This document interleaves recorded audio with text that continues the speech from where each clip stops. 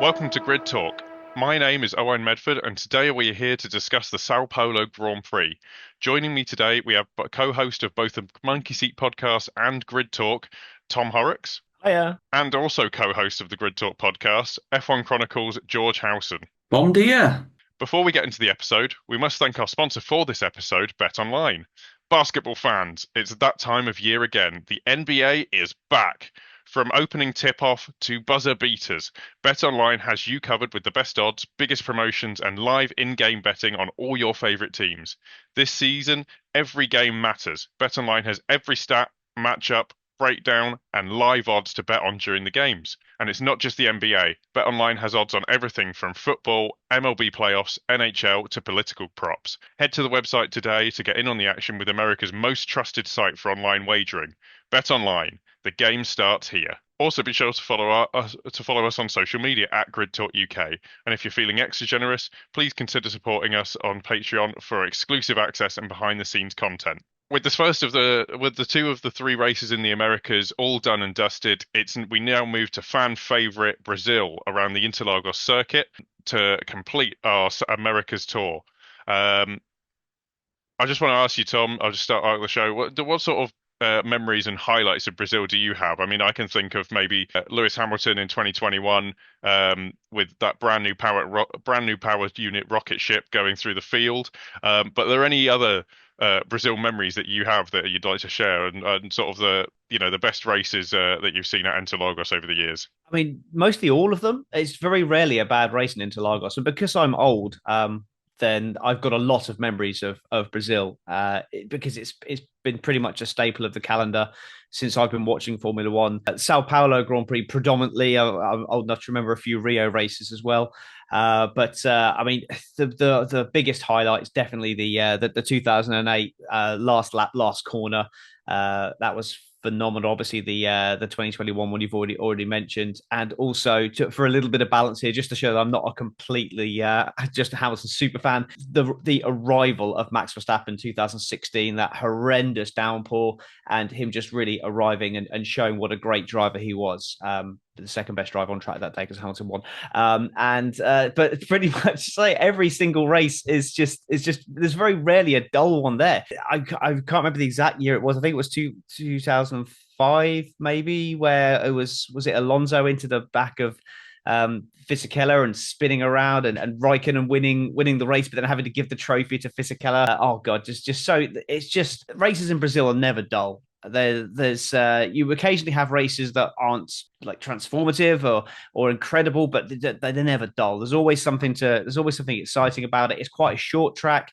It's got fairly decent altitude as well, so that does tend to not so much nowadays with the hybrids, but certainly the on the V8s and the V10s that massively affected their abilities as well in those areas. But yeah, no, it's just like I say, it's always a highlight every year. You just take away the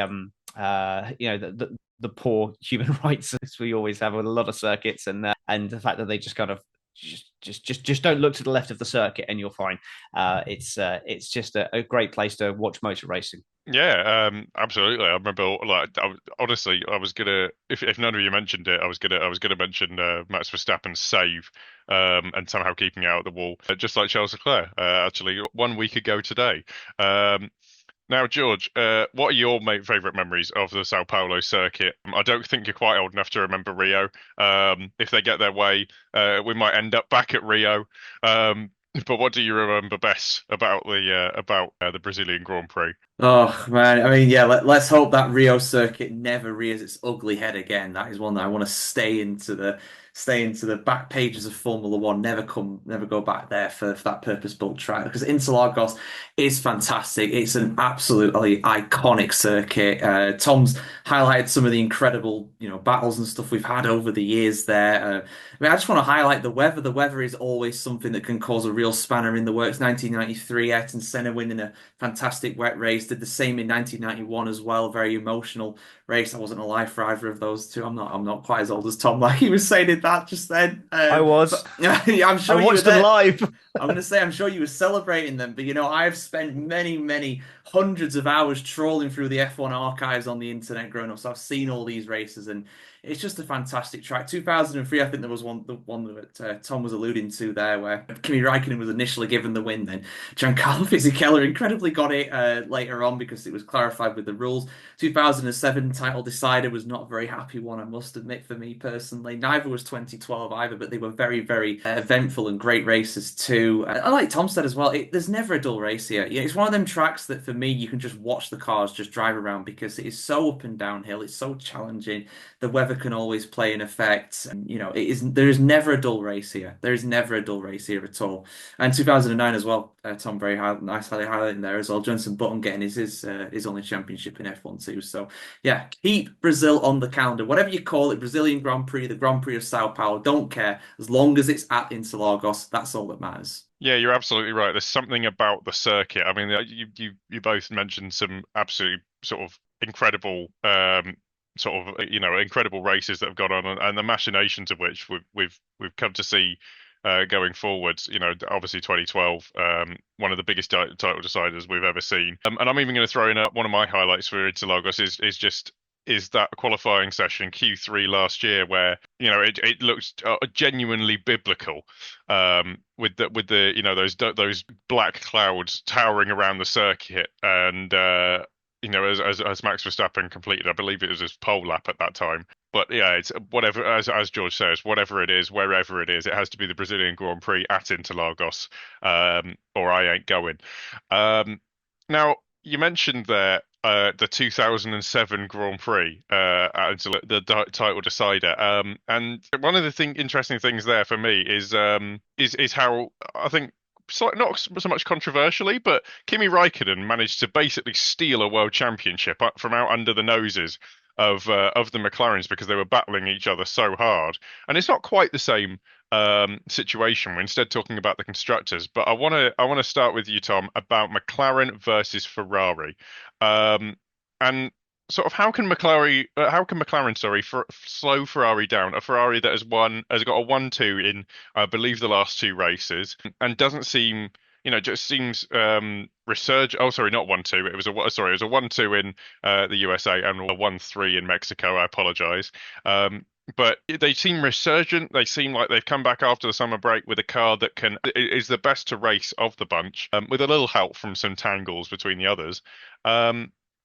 What I want to know is from you is how can McLaren slow Ferrari down? And is 4 races, 2 of them sprints, included in that, enough for Ferrari to steal the constructors out from under the Woking-based team? It absolutely is. It absolutely is. It's on, and it's not just on. I think that Ferrari are the team in the ascendancy at the moment, and I wouldn't say they're the favourites because McLaren have got the points on the board, but they need 12 points per race weekend to catch and pass, which is what Lando Norris needs to catch and pass Max Verstappen. The difference is that Ferrari are the quickest car at the moment, and they've got 2 drivers that can do that. And one of them's not Max Verstappen, granted, but it's just a far more superior machine that they've got. At the moment, they've got a car that looks like it's going to be probably the quickest, or at least on par with McLaren, every race for the rest of the season. Potentially not Qatar. That's the only one, because McLaren are supreme through fast corners, and Ferrari, that's still their one weakness. So I think we're probably going to see McLaren looking like they're going to be that's going to be their chance. Qatar, I think they've got to try and get through Brazil and lose as little points as possible to Ferrari through that weekend, and then that's an absolute mainstay. They have to. Qatar, they have to maximise for both championships. They have to maximise that, as I believe that's a sprint weekend as well. Qatar, I think, is it? I think it is. Yes. So it's absolutely crucial for them in that scenario. It's great seeing this battle. It's the first time these 2 teams have been fighting it out for the championship since 2008. Obviously, McLaren were excluded in 2007, and they weren't really in the Constructors' Championship fight in other seasons as well.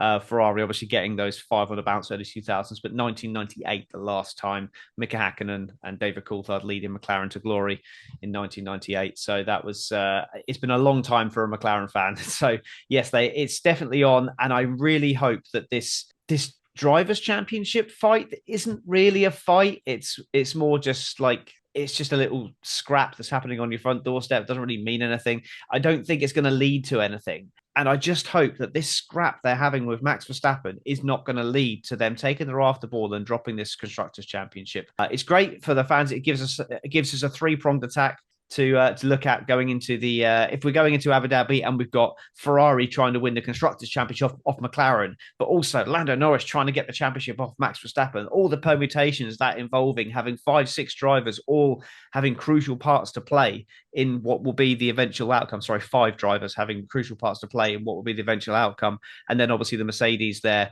watching on. Can they be fast? Can they get in the way as well? It's going to be a fascinating end to the season. I just wish it was a little bit closer in the Drivers' Championship, and then it would be like truly epic. Probably the best season in Formula One that certainly I've watched anyway. But yeah, it's in answer to your question, it is definitely on, and Lewis Hamilton is going to be sitting there in his Ferrari going, looking forward to this. Looks like I've made the right choice. So who knows? Lewis Hamilton, 2025 world champion, maybe? Maybe not. Maybe Lewis Hamilton's real skill isn't the driving; it's his sixth sense to know where the ascendant team is going to be, and get there first. Now, I'm going to move on to a team that sort of, honestly, for the last few years it seems has been impervious, but honestly, in the last few races has just fallen way off the ball. We're going to talk about Red Bull, George. Can they finally get their first win since Spain? Is my question. I mean, it's been such a long time. The car has seemed it's not seemed the fastest anymore. That's been the case for quite a while, that it's not the fastest car on track. And normally Red Bull does seem to have the operational ability to be able to deal with that. But I think if they really want to seal things back up, and even have a chance of getting back to winning ways in the constructors, they need to start winning races again. And unfortunately, they're fighting that with one hand behind their back. Can Max Verstappen get their next win in Interlagos? Yeah, it's incredible how things have changed around. I mean, when the European Football Championships were on and Austria played against the Netherlands, I was getting flashbacks to, because it's that much throughout the whole season up until that point. But we haven't heard it in 10 races now, something like that. It's been such a long time. Red Bull have one of the fastest cars on the grid. I don't think there's any doubt about that, at least in Max Verstappen's hands. It is able to compete for podiums at a minimum. I think there's not much between them and Ferrari and McLaren right now. But again, at least in Max Verstappen's hand, because, against Sergio Perez, he just cannot do anything right. He is so far off it. It's genuinely embarrassing at this point. I've already had my say about him already from his weekend in Mexico. I really feel for the home fans. It was all over by qualifying effectively. I didn't really have much of a hope at all on Sunday. So I don't know. I mean, it's a tough one for Red Bull. I think they have the potential to win races with that car. Max Verstappen won the sprint race in the USA, and now we've got another sprint race coming up in Brazil, so he could well win it again, going off of that. But to be honest, and this might sound a bit disrespectful, but I don't think Max Verstappen cares. I don't think he cares about winning. His one aim right now is to beat Lando Norris. Doesn't matter where. If it's for 11th and 12th, he wants to be 11th. If it's for first and second, he wants to be first. If it's for 5th and 6th, he wants to be 5th. His one aim is to beat Lando Norris every single weekend, and we've seen exactly what that means with what he did in Mexico. He made absolutely sure he did everything in his power to keep Lando Norris behind, and did it, and would have done it if it wasn't for the penalties that he rightfully got during that race, obviously. So I think they have the potential to win, but I think Max Verstappen is more than happy to let Ferrari finish 1-2 every single race for the rest of the season. I don't think he frankly cares. The key though for McLaren though is getting Oscar Piastri up there. Lando needs his wingman, and unfortunately in Mexico, with how qualifying shaped up, he was never going to be up there. And Piastri, it's easy to criticize him for Mexico, but at the end of the day, this is his second season in Formula One. He's only just won his first race not long ago, earlier on in the season, so it's very difficult to expect him to be as consistent as Lando Norris. But I think in Brazil, I think they've got a good chance of getting a good result, to be honest. So we'll see how they get on with that. But yeah, I think Red Bull now, like you said, they're in third in the Constructors' Championship, and it's hard to see how they're going to score more points than McLaren and Ferrari for the rest of the season. Yeah, it does seem that rule maker, rule breaker, Max Verstappen will need a five-star performance to take that win, and maybe just forget about Norris just for a little bit. But if you enjoy this podcast, we would love it if you could take five to leave us a five-star rating on Spotify or a five-star review on Apple Podcasts. And also, if you're one of the 72% of people who aren't yet subscribed to the channel, please consider helping us out with a like and subscribe. Now, we've been talking kind of about Liam Lawson a little bit. We were talking about him before the show, and it was a pretty disastrous weekend for the Faenza based team of RB. Not obviously Tsunoda. I don't think he did much wrong. Maybe in disagreement with some other people, and just clonked someone off the start. And Lawson got his elbows out a bit too. Maybe a bit too much for Helmut Marko's liking. But honestly, I think Perez was accused of that 12 years ago, and look where it got him. Now, I started this out with basically asking, is our Haas out of RB's range? But really, instead, I'd like to ask Tom, is Lawson gunning a bit too hard for Perez? It almost felt like a bit of a grudge match during the Mexican Grand Prix. I really want to sort of stomp on him when he's down on his home turf. Was that way over the line for Lawson? I think the stewards made the correct decision on that, and that they left it. I believe there was no penalty for anyone on that. I just think it's just Perez. Just the whole, you can encapsulate Perez's entire season in what happened in the Mexican Grand Prix. He went out in Q1. He missed his grid spot. Wasn't aware that he'd missed his grid spot. He was convinced it was not at fault for that jump start. Well, not jump start, but being out of position at the start. Gets a 5-second penalty. Clashes with the guy who's gunning for his seat. Gets damaged. Finishes last in his home Grand Prix. Boxes for the fastest lap and fails to do it. That's basically Perez's season in a nutshell. He's just been one massive failure. And Lawson is absolutely gunning for that seat. He sees an opportunity to not only get on the grid, which is something which a lot of people would say is vastly overdue because Perez has been filling that seat for far too long. He sees a chance of getting into what could be one of the best cars in F1 next season. And he smells blood and he's going for it and he's uncompromising and he's trying to show Red Bull that he's got the steel to take the fight.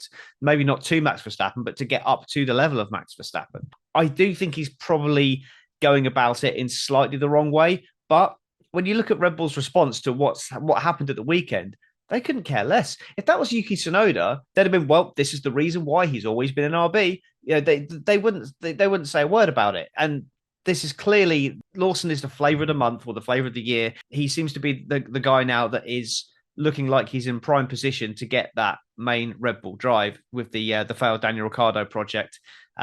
He's definitely the one that seems to be lined up for that now. And 4 or 5 races ago, I would have been saying, you know what, Tsunoda's done enough to deserve this shot. But it's just gone to show when he's against a good teammate, Tsunoda, he's completely gone to pieces. When he's been against Ricciardo, that he pretty much, they were pretty even with Ricciardo, but it's not the best Ricciardo we've seen. Against I can't remember who his other teammate was. It was his teammate last year, Nick De Vries, wasn't it? He just destroyed him, and there was not even competition there. And but when he's against someone decent, he goes to pieces, and that's what's happened. He's got the pressure from Lawson. He's completely gone to pieces, and now they're not going to touch him with a barge pole. Next year will be his last season for that organization. He may well get picked up by someone else, but that's it. And based on that, I think you look at RB, and they started the season pretty well, to be fair. They got a good haul of points early doors. Haas were doing okay. But since the summer break, Haas have nearly doubled their points tally since the summer break. They've had 18 points since coming up for summer break.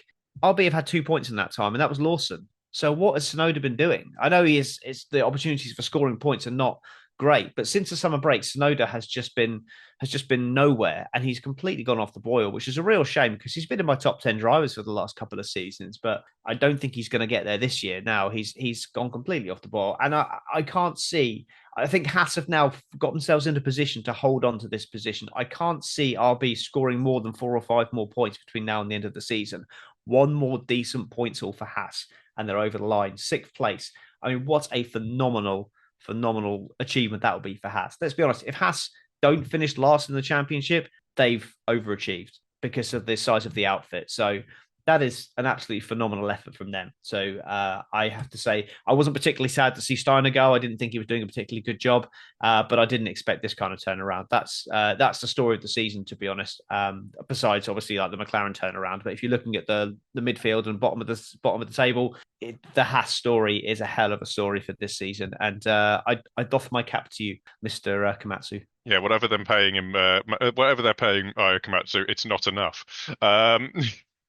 I'll just sort of come to you, George, on this as well. I really want to talk about Perez.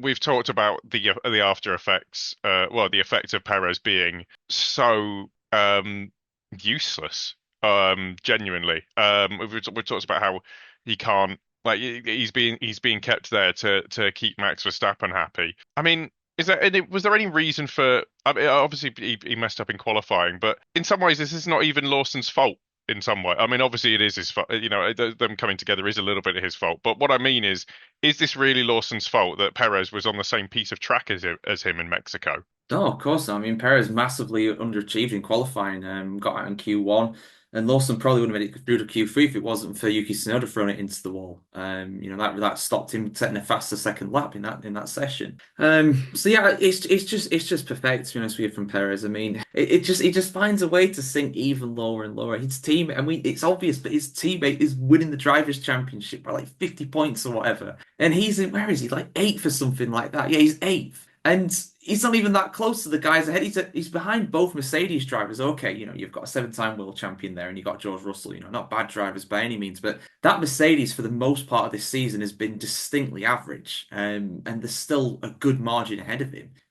It's really terrible what Perez is doing right now. I mean, you say that they're keeping Perez there to keep Verstappen happy, but he's costing him not only the championship lead in the constructors, but now second place as well. They're in third, and it's something that we spoke a little bit ago about, Wayne. There's not been a drivers' champion who's finished top of the standings, but driven for a team that's third or lower in the constructors since Nelson Piquet back in 1983. I don't even know if there's any other examples of that, but before, and that's as far back as I went with my little Wikipedia search. But yeah, it's really pathetic right now with Perez. I think at the end of the day, he's in his mid-30s. He's not going to get any better. There's some incredible young talent in that Red Bull driver. I mean, say what you want about Red Bull. Say about what you want about how they treat the drivers, how their management is potentially toxic with how many people are leaving and everything. That's all by the by. I'm not going to get into that right now. But you look at the talent they've identified, though. They're fantastic at identifying some incredible young drivers. Carlos Sainz, Alex Albon. You've got Liam Lawson in there. Now I know Tom's not going to agree with me on this, given the facial expression you just pulled there. But you've got to say that the likes of Tsunoda, the likes of Lawson, and even potentially the likes of Hadjar all deserve a place in Formula One right now, more than Sergio Perez. He's just using a top seat up right now, and it's like, what's he going to achieve there? So for me, Perez has got to up his game, but he just finds a way to sink even lower and lower. It was terrible last time out in Mexico, 17th and last, effectively, last of the runners. So it's not going well, to say the least. Yeah, to add on to what you said, they're amazing at identifying amazing talent, and only very good at using one of them at a time. Funnily enough. Now we'll move down to what I think is probably the last interesting battle as we go down the constructors, and it is the battle between Williams and Alpine. Alpine having a somewhat, a little bit better race, a little bit of a better race than Williams in Mexico. Now they are only 3 points apart, which means that if Alpine can score 1 point per race, we can actually get them going into the race at Abu Dhabi on equal points. Who of the two can either seal? I'll come back to you, Tom. Who of the two can either seal eighth, or take the battle to the last three races in Interlagos?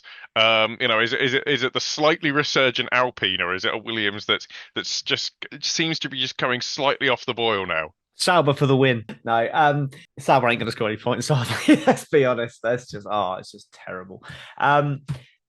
I think Williams, because Williams have got the points on the board. What are we on now? Race 20. You look at the average over the season. Yeah, Alpine had a bad start. They had a reasonable kind of midsection, and they've trailed off again. And then Gasly got a point at the weekend. But they've still over the course of the season they've still averaged like way less than a point per race. And the same with Williams. So to say, oh, if they just score 1 point per race, I mean, where's that point going to come from? Realistically, the top 8 positions are blocked out, so there are only, unless there's someone with a problem, they're not going to, a Williams you could say maybe a Williams on its day might be able to, but an Alpine is not going to beat one of those top 8 cars on pace. So that's going to rely on dropouts. Let's be honest, Aston Martin is still a better car than the Alpine. And you've got the Hasses that seem to be the class of the midfield at the moment, and they seem to be in the resurgence ahead of Aston Martin in the pecking order. I can't see points coming from either of those teams apart from a bit of marvelous strategy, or one of the best drivers to come through the Red Bull Driver Academy pulling out a great defensive drive. It's not. I can't see anything coming for either team, to be honest, barring a heroic 10th place. So for me, it's got to be Williams, because they're the team that's got the points on the board, and I don't think. Now, the only place that could potentially change in the constructors in the bottom half is Haas and RB. But I think those basically 4th to 10th are now set in my mind. I don't think there's anything that could be fought for there now. So for me, it's that's done and dusted. So it's for me, it's Williams 8th place. They'll be happy with that. It's a shame that right at the moment that Williams gets actually a load of money pumped into it. It comes up against the thing maybe it couldn't have foreseen, which is a cost cap. That means that a cost cap and a regulation cycle. That means that everyone's closing up very, very close, and now points are more hard fought than ever. Sorry. Now, unfortunately, that basically rounds out all of the topics that we were going to cover today. So now, I kind of want to move on to George. What's your predictions for? Oh, well, actually, wait, I've forgotten. It's a sprint weekend. So instead, I'm going to go for your predictions for. I'm just going to go with sprint win, I think. Your predictions for sprint win, and then obviously pole and the race and the podium. Max Verstappen's won every single sprint race so far this season, and I'm finding it very hard to predict against him doing so. But I will do. Because I'm not best pleased with him after the last race, to say the least. And I know I'm not the only one at the end of the day. I'm gonna go for Charles Leclerc for the sprint win. I'm gonna go for Charles Leclerc for the pole as well. I think he's going to be quickest in qualifying. But I'm going to go for we might well see Oscar Piastri actually do really well in the race, but he would give up the position to Lando Norris if that kind of scenario arises for obvious reasons. So I'm gonna go with Norris for the win. I'm gonna go with. It did really well in Mexico, didn't it? I'm going to go for Sainz for second, and I'm going to go Piastri for third. Fair enough. Tom, who are you taking for sprint win, and then pole, and then your podium for the Grand Prix? Oh, okay. So I think sprint win. I think it's going to be Max Verstappen. I think he just seems to bring that little bit extra to qualifying, and then the sprint is short enough that he's able to close that out. And I just think that he's probably he'll run that out, and that'll be 40 points from 5 sprints, a maximum. So I can see him maybe not in Qatar, but I can certainly see him winning a 5th straight sprint. For that one, I would say for pole though, it's difficult. Do you know what? I'm gonna go left field here. I'm gonna say Mercedes sort it out, and it's gonna be George Russell on pole, and it's gonna be Hamilton till right at the death, and then George will plant in this Q3, will put in this great lap, and then Hamilton will be 6th, and be like, oh, what happened, man? It's qualifying again. So I'm gonna say George Russell for pole, but he won't stay there, and I'm gonna go a Charles Leclerc win. But the other two, I think it's Lando Norris second, and then Verstappen will be off the podium, probably like 4th or 5th or something. And let's go for a Piastri 3rd place. Get back up there. Fair enough. You've slightly stolen my thunder there, really. Sorry. Yeah, it's all right. No, I think you know what, I've jinxed Piastri in I think the last 2 races, and just given it. It's honestly my fault that he's not doing so well. So I'm just going to predict someone completely different for the sprint. Where you know what, it's not the bold prediction section. We'll do that in a minute. But I'm going to go with I'm going to scan down the list of drivers, and I'm not going to apologize for it. I'm going to go with Sergio Perez for the sprint win. I'm assuming Verstappen will have a problem in sprint qualifying. That's my thinking. An engine blower. I know. I can see your faces, right? He might. It might come true. We know what your bold prediction is already going off of that. Like, Does that mean I lose my bet if he wins that? You might do, yeah. I just couldn't give it. You know what? I can't go down anywhere else and think of anyone who's going to be fairly good. Like it's so close at the top, and I don't really want to pick anyone else. That's from a sprint win. And then for my pole, I'm going to give it to Hamilton actually. Similarly, because I think that the Mercedes for some reason seem to be so good at Interlagos. Like that. I don't know what it is about that team, but maybe they've just got better data on it, but they just seem to pick it up whenever it comes to Interlagos. We had George Russell, I believe, with the win 2 years ago, was it? And then obviously, yeah, they just have a great. They just seem to be so good, even when their car isn't maybe performing so well. Yeah, maybe there's some supernatural forces involved with that. But then I don't think a Mercedes. Actually, you know what? No, I do think of Mercedes. They've been fairly good on their tyres, but I think the Ferrari has also. I think the Ferrari might be good enough, and Interlagos is quite a high tyre wear track, similar to all the high altitude tracks, really. So I think maybe I'm going to go with Hamilton will drop to second. Carlos Sainz will be third, and then I'll put Charles Leclerc for the win as well. And then for my bold prediction, I'm going to go with my bold prediction is that Alpine score enough, Alpine score enough points to overcome Williams by the end of the weekend. So by the time we finish the race on Sunday, Alpine will be ahead of Williams in the drivers' championship. Sorry, in the constructors' championship. That's my bold prediction. What's yours, Tom? Valtteri Bottas will climb to the lofty position of 22nd in the drivers' championship, usurping Logan Sargent by finishing in. Well, I guess it would probably have to be 10th place, because I think Sargent's got a couple of 11th places. So, yeah. So that had to be Bottas for a points finish then, wouldn't it? Yeah. So Bottas points. I reckon it will be 8th place in the sprint, and and then he'll be nowhere in the race, and then that'll get him up to 22nd. That's my bold prediction. And you, George? Well, we've had some pretty incredible bold predictions, but I'm going to go with the most unrealistic thing whatsoever. Max Verstappen is not going to try and run Lando Norris off the road in the entire weekend. I know it's not going to happen, is it, guys? But you know what? We live in hope. We said bold prediction. We didn't say flight of fantasy. Yeah. Oh, all right. He won't get a penalty then, but he'll still try it. He'll somehow get away with it. FIA corruption. I like that. Allegedly. Alleged corruption.